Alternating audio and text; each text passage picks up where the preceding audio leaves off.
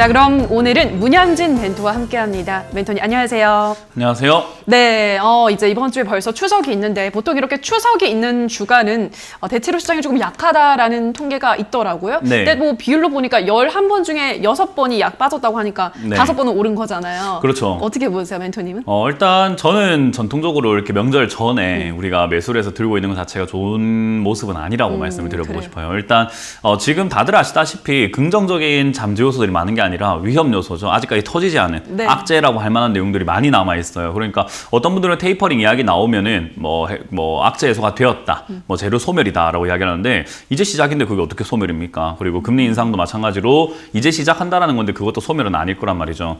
거기다가 10월에 미국 디폴트 이야기 나오고 있습니다. 부채 한도 올라가지 못하면은 결국 부도가 날 수 있다, 채무 불이행이 일어난다라고 하는데 그 굉장히 큰 타격을 줄 수 있는 내용이거든요. 더군다나 지금 저기 아프가니스탄도 지금 난리가 났잖아요. 탈레반 정부가 들어서면서 미국과 중국, 러시아 어느 국가들과 이야기가 좀 나올 것인가에 대한 그런 뭐 지정학적 리스크가 남아 있고요. 거기다가 오늘 또 북한이 가만히 있질 않습니다. 뭐 미사일 또 한번 쏘는 그런 모습도 보여주고 있다는 거죠.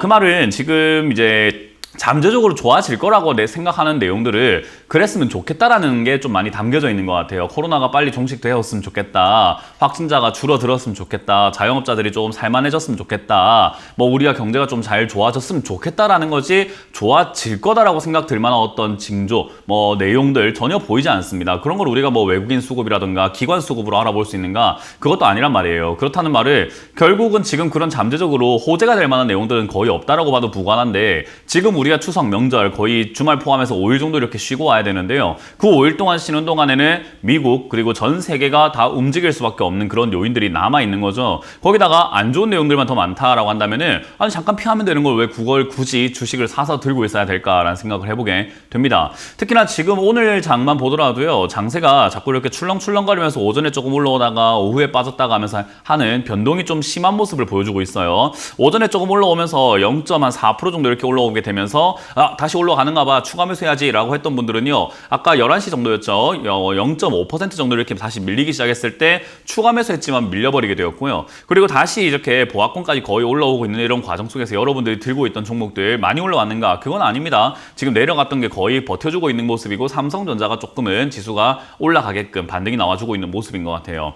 그거 말고는 여러분들이 괜히 여기서 일희일비하면서 경거망동 하시게 되면은 비중대로 많아지게 되고 현금 비중은 줄어들게 되면서 우리가 흔히 말하는 하지 말아야 할 추가 매수를 너무 많이 해버릴지도 모른다라는 거예요. 그래서 저는 이 시장이 놀아나면 안 된다라고 말씀드리는 거고요. 특히나 캔들 하나만 본다고 해서 우리가 바닥을 잡았다라고 생각할 수는 없습니다. 지금 여기까지 내려온 다음에 여기서 올라가게 된다면 그나마 이제 깔때기형 차트라고 이야기를 하죠. 우리가 보통은 이런 차트가 만들어지면서 추석 이후에 상승 또는 하락의 어떤 방향성이 나올 것이다 라고 보면 되고요. 그게 아니라 이 자리가 무너지게 되면 지금은 하락 추세로 돌아선 자리입니다. 그 말을 지난 저점인 3,000포인트를 무너뜨리고 내려갈 수 있다는 건데요. 저는 누누이 말씀드리지만 이 3,000포인트라는 게 굉장히 의미가 있을 것이다 라고 보는 건요. 역시 반대 매매가 본격적으로 나오는 구간이라고 봅니다. 그래서 저 자리가 무너지게 되면은 반대 매매가 좀 쏟아져 나온다면 저는 일시적으로 2,600이나 500까지도 일시적으로 한 번에 밀려버릴 수 있다라고 보고 있거든요. 그래서 반대 매매가 나오지 않는다라고 한다면은 제가 뭐 2,400, 500까지 예상한다 하더라도 그건 의미가 없겠지만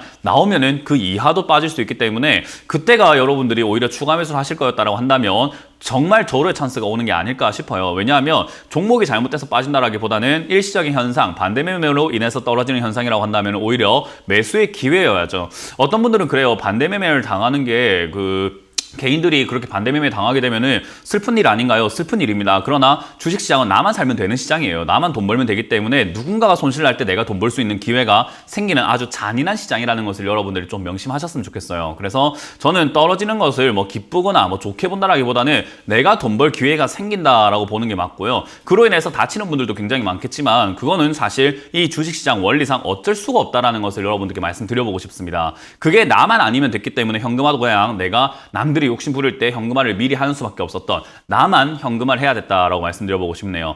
거기다가 지금 이제 오늘 올라오고 있는 종목뿐만 아니라 요즘 시기에 이렇게 급등 나오는 종목들이 굉장히 많이 있는 것 같은데 이런 종목들의 공통점이 있습니다. 지금 오늘 상한가의 대부 시스터즈와 G3BNT가 이렇게 급등되어 있는데요. 이런 거랑 지금 10% 이상 올라오고 있는 종목들도 마찬가지가 될 것 같은데 지금 이거 여러분들 잘못 잡으시면 몇 년 동안 여러분들 이 돈은 없다라고 생각하고 투자하시는 게 맞는 것 같아요.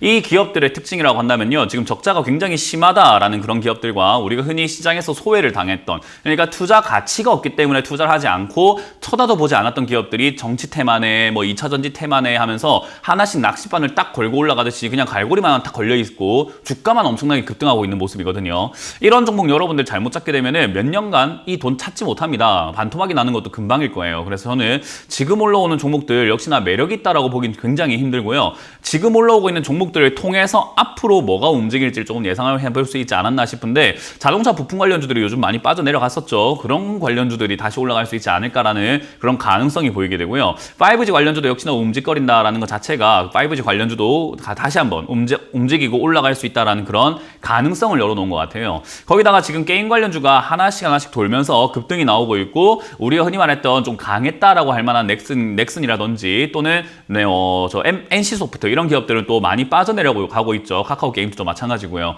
그런 좀 수급이 컸던 애들, 시가총액이 컸던 게임주들에서 수급이 빠져나오고 있다는 것을 지금 시가총액이 크지 않았던 게임주 쪽으로 돈이 들어갈 가능성이 높다라는 거죠. 그런 게 우리가 말하는 순환매입니다. 그래서 거기서 나온 돈들은 결국 게임주를 아직까지 끝난 건 아니기 때문에 다시 끌어올릴 가능성이 높다라고 보여지고 있고요. 특히나 하반기까지 본다면 지금 소비자 물가, 생산자 물가 전부 다 올라가고 있잖아요. 그러면 어때요? 식음료 파트들 역시나 생필품 관련주들 올라갈 수밖에 없는 가치를 갖고 있습니다. 저는 그런 기업들을 갖고 여러분들이 저점을 잡고 조금 천천히 기다려보는 자세가 좋지 않을까. 그 말은 그런 기업을 샀다라는 것은요, 지금 당장 이렇게 잡주가 뛰어오르거나 뭔가 변동성이 심해서 테마주, 적자 기업들이 막 뛰어오를 때 우리가 그런 기업들이 올라갔으면 좋겠다라고 생각한 건 아니잖아요. 하반기를 노리고 있는 겁니다. 그 말을 뭐 올 12월 또는 내년 상반기 그쪽에 올라가면 좋겠다 생각하고 지금 투자하고 있는 중인데 왜 이렇게 일희일비하십니까? 저는 지금 잡아놓은 기업들이 제가 말씀드렸던 것처럼 실적이 좋은데 올라갈 가치가 있는 기업이라고 한다면은